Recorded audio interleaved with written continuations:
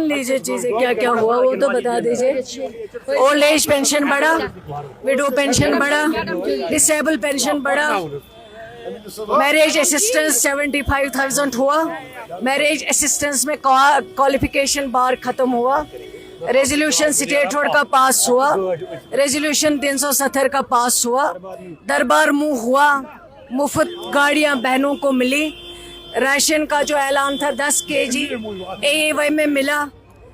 अब क्या रह गया? कुछ चीजें ही रह गई ना, उनको भी पूरा करना इस सरकार की जिम्मेवारी है। अब मुझे बताओ, जो उनके मैनिफेस्टो 14 में थी, घर घर नौकरियों का वादा किया था, उन्होंने कहा था हर घर में नौकरियां देंगे। कितनी नौकरियां आई 14 में? उन्होंने कहा इतनी डेवलपमेंट होगी, हॉस्पिटल बनेंगे, लेन बनेंगे, ट्रेन बनेंगे। बताइए कितना कुछ हुआ है? 14 से लेके 21 तक कुछ भी नहीं हुआ। यहाँ कहा गया था बैंकों में 2-2 करोड़ आएंगे, किसके घर में आए हैं वो उनसे पूछ लीजिए ना। आप सिर्फ हमारे मैनिफेस्टो के पीछे पड़े हैं। हमारा मैनिफेस्टो जो है उसमें बहुत चीज़ें जो हैं वो ऑलरेडी हो गई है, जो कुछ कम चीज़ें बची हैं वो भी इंशाल्लाह इन 4 वर्षों में होंगी।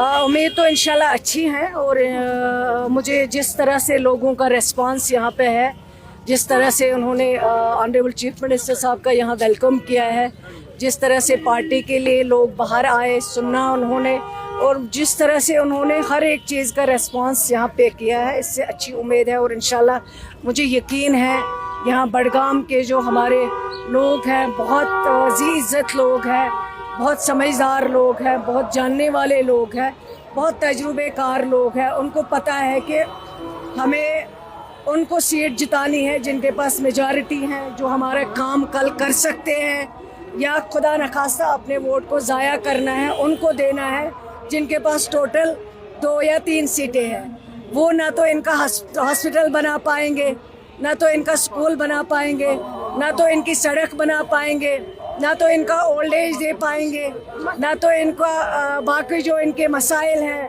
रोज़गार नहीं दे पाएंगे। तो उनको वोट दे के ये समझदार लोग हैं, अपने वोट को ज़ाया नहीं करेंगे।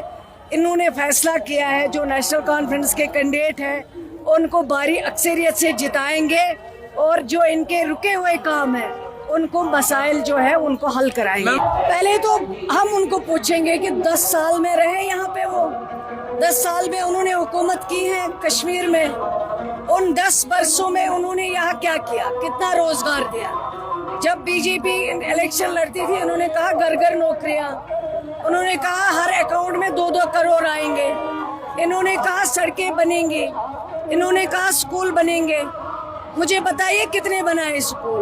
बल्कि हमारा रोजगार खत्म किया, हमारी जो आर्टिकल 370 था उसको ख़त्म किया, हमारा स्टेटहुड ख़त्म किया, हमारी जो ज़मीनों पे हमारा हक था उसको ख़त्म किया, हमारी जो पहचान थी उसको ख़त्म किया, हमारा जो रोज़गार था उसको ख़त्म किया। उन अपने गुनाहों का पहले वो जवाब दे।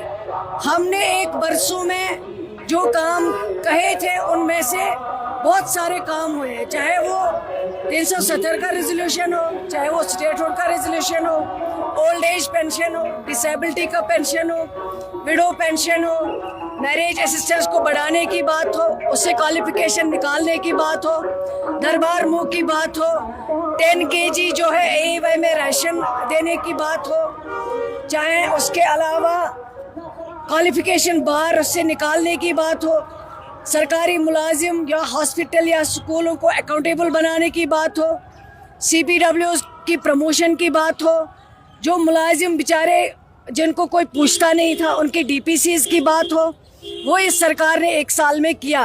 कॉलेजेस में जहां आपके पास प्रोफेसर नहीं है, हमने असिस्टेंट प्रोफेसर लगभग 140 के नए रिक्रूट करवाए, 725 लेक्चररों की पोस्ट रेफ़र की है रिक्रूटमेंट बोर्ड को, 625 पैरामेडिकल स्टाफ की रेफ़र की है, 500 नए डॉक्टर्स दिए हैं, हर जगह CT scan, cath lab, MRI पहुंचा दिए हॉस्पिटलों में, डॉक्टरों को अकाउंटेबल बनाया। आज बीमार जाता है डॉक्टर उसको अटेंड करता है, या तो कोई पूछता ही नहीं है।